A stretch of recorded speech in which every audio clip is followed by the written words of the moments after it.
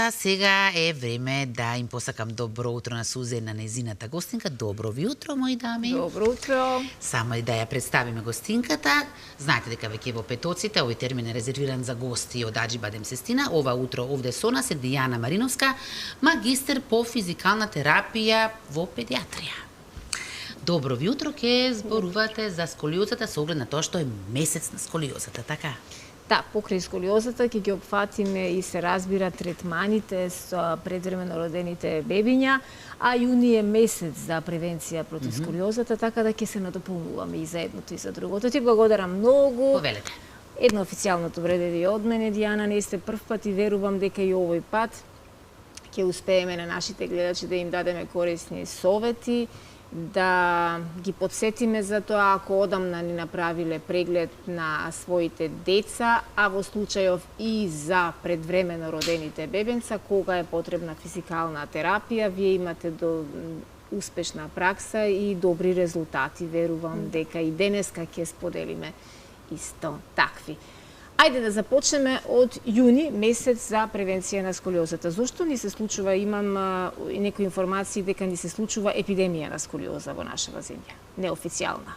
Особено после короната, да, после тој период, голем период на недвижење, се случија навистина големи бројки на сколиози кај децата.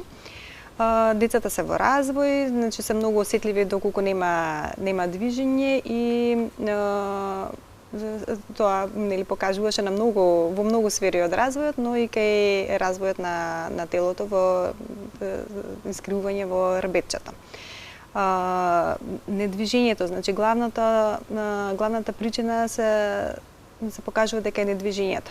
Децата се помалку време поминуваат надвор, се помалку време поминуваат во игра. Има некои податоци дека децата наместо по најмалку 1 час во денот да поминуваат надвор во игра, поминуваат од 7 до 8 минути во текот на денот. Тоа е премалку. Дури ги тешки ги носиме од точка А до точка Б со автомобил многу често. Каде да се замислиме, секаде има што да коригираме. Секаде, сите се буткаме пред градинка да ги оставиме со колата пред влезот, наместо да пропешачиме, наместо да користиме точак. Во продавница идеме, пак нели базариме со кола. Во многу наврати го изоставаме пешачењето, кое што нели многу важно.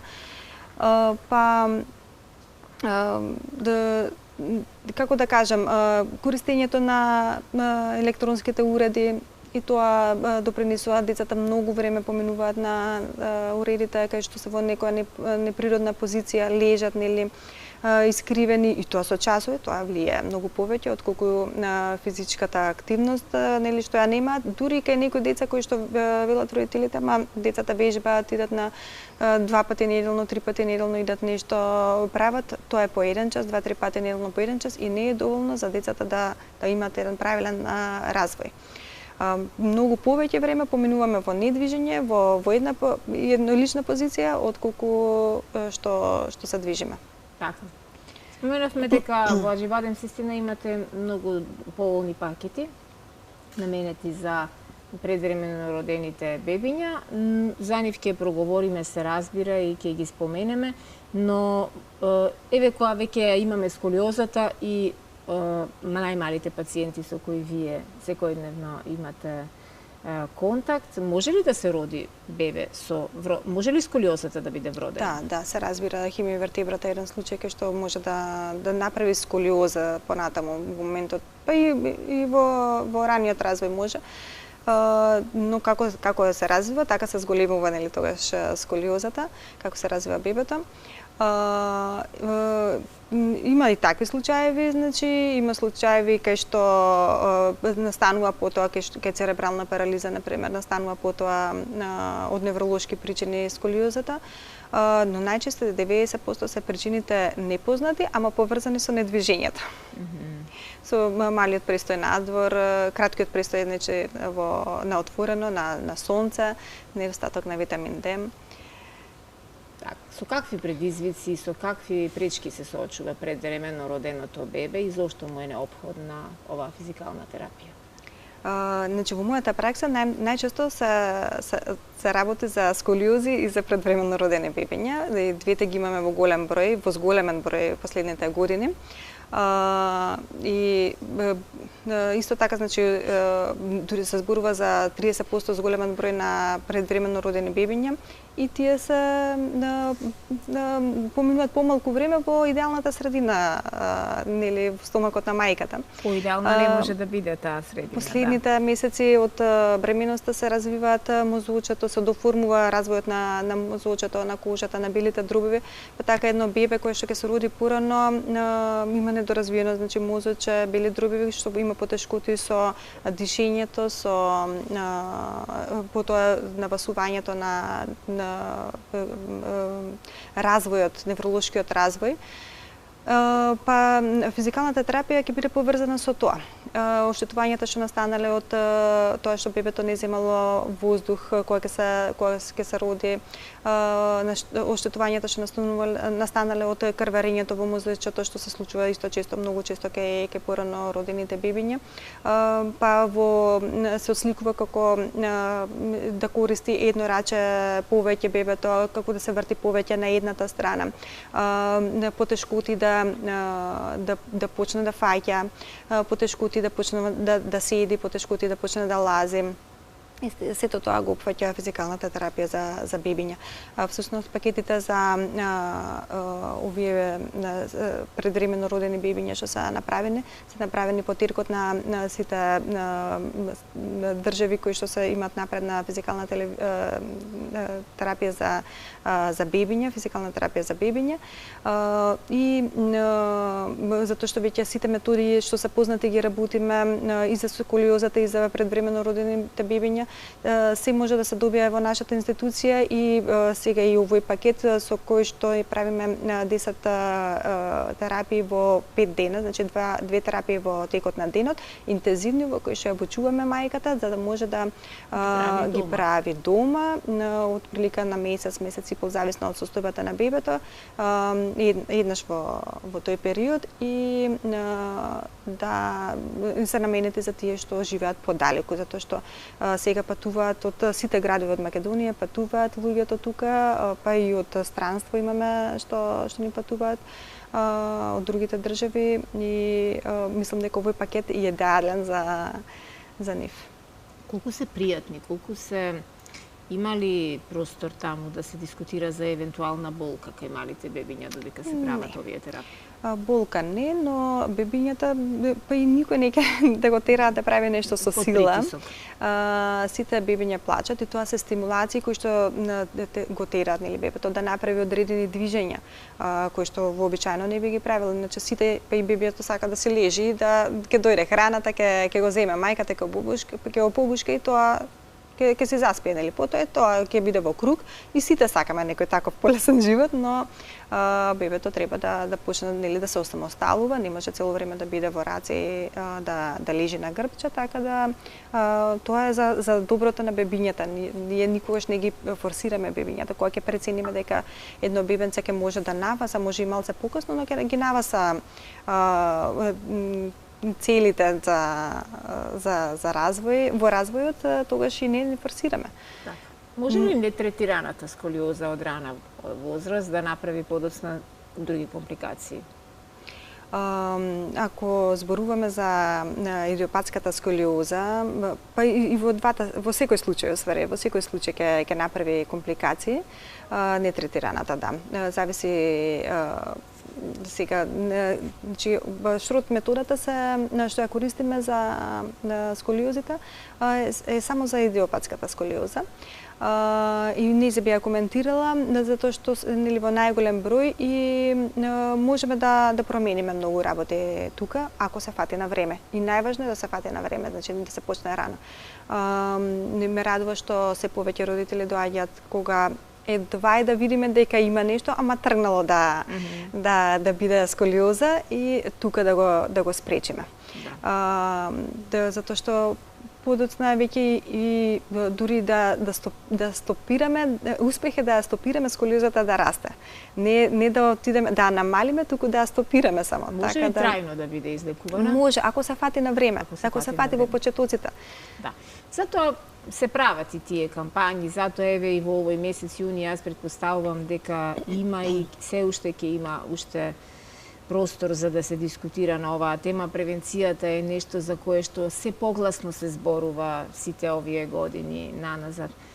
Можеме ли да ја спречиме за дете кое во раст и развој? Споменавте дека предолгото седење во една позиција, тоа што денеска децата вистински се станати зависници од видеоигри, од паметните телефони, од интернетот кој цело време ги држи во една ограничена позиција и токму заради тоа и немаат многу контакт ниту со спорт, ниту со престој во природа, ниту со пешачење, ниту со спортување, чесна исклучоци на деца кои навистина во семејството спортот има значајно место. И јас секогаш ги поздравувам тие семејства каде што секогаш се наоѓа време за децата да бидат испратени на спорт, но еве за оние кои што можеби и немаат можности за спортување, која е начинот на превенција на кој што ние можеме на вистина да ја спречиме сколиозата да стане составен дел од нашиот живот? Престојот надвор, ама не надвор да нели децата да не се групираат на едно место и пак да гледаат во телефоните.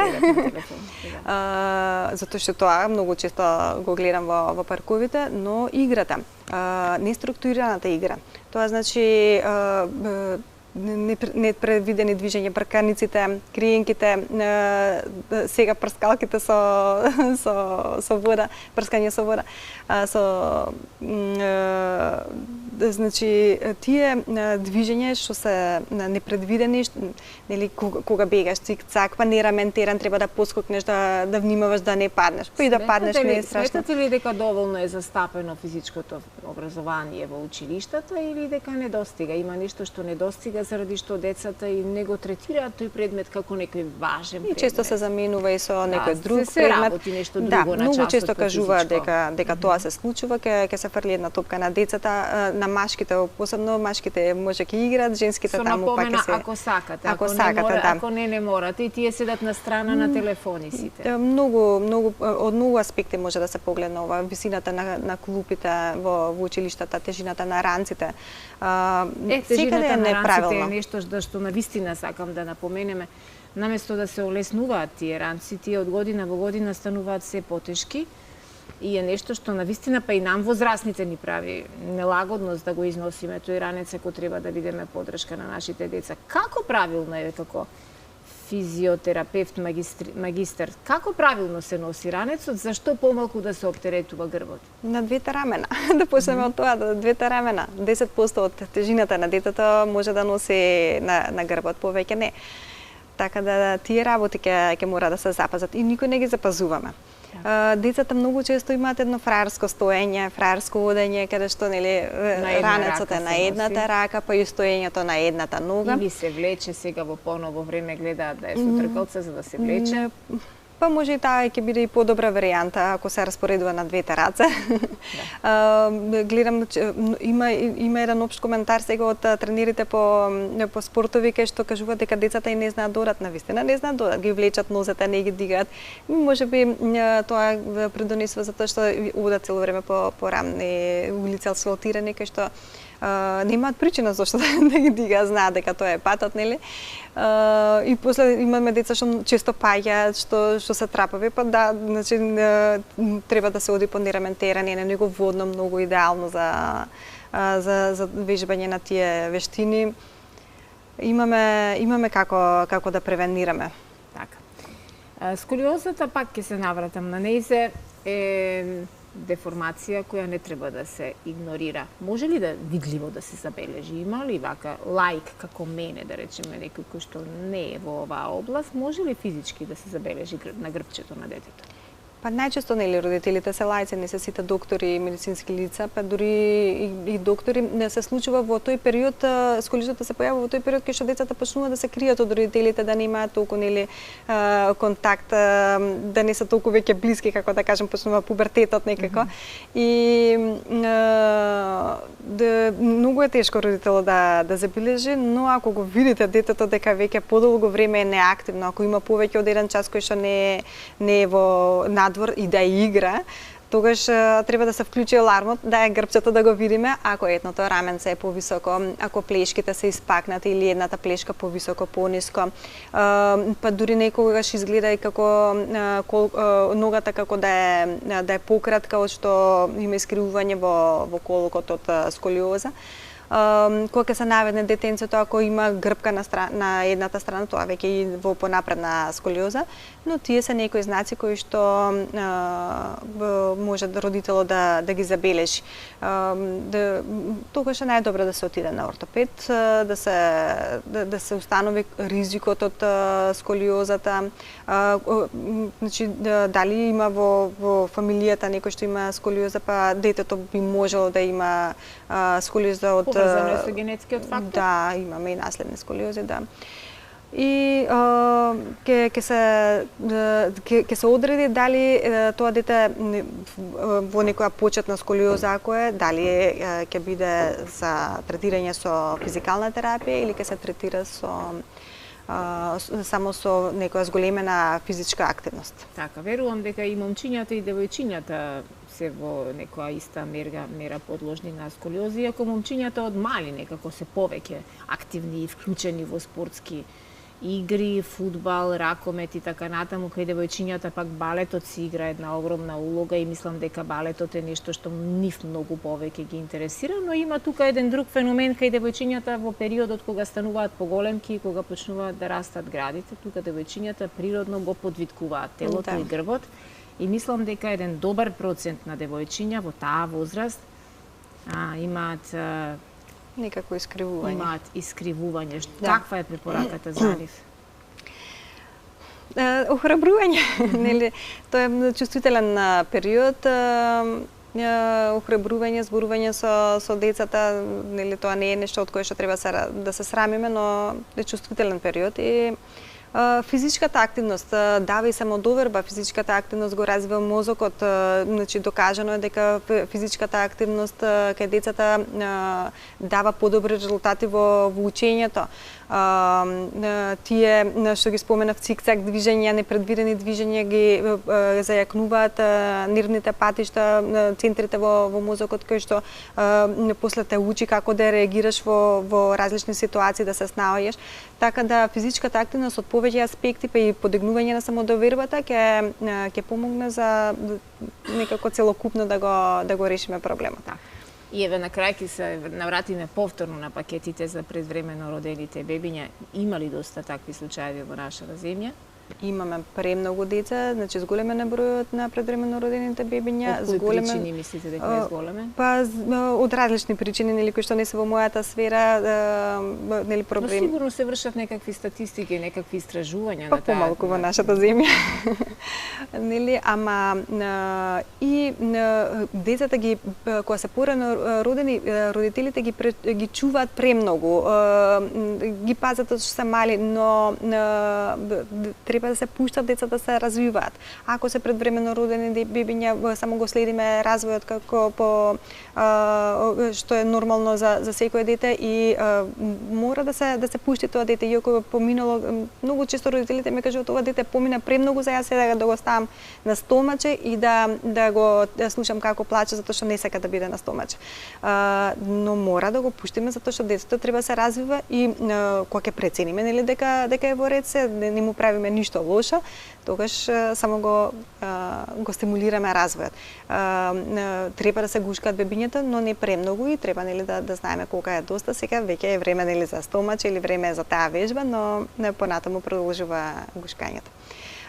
Така да премногу заштитнички однос на родителите, не знаат кога веќе децата каснат, кога веќе треба да се почне стимулација, колку ризично породување имало бебето, не се свесни или какви последици може да донесат. Тие се некои работи кои што прават проблем за да дојдат децата да ги донесат родителите децата покасно и да малку заглавиме понатаму. Сакувам навистина стрикна разврска за секое едно бебенце кое доаѓа кај вас. Искра, си замислила ли некогаш да ти поминува работното време со бебиња? Леле, неколку Кој знае колку е убаво, да. Лета сигурно времето. Интересно е, бебињата често плачат, но навистина е интересна работата и на која имаме еден убав завршеток, сите сме среќни тогаш. Да, прекрасно, навистина секоја чест, како и за сето она кое што како новитет вие го донесовте во нашата земја, за таа најсовремена диагностика и начин на третман. Еве, посакувам сите родители кои што се справуваат со вакви предизвици да се обратат навреме за да добиеме што побрзо добри резултати. Ви благодарам многу што во утро бевте наша гостинка. Благодарам јас.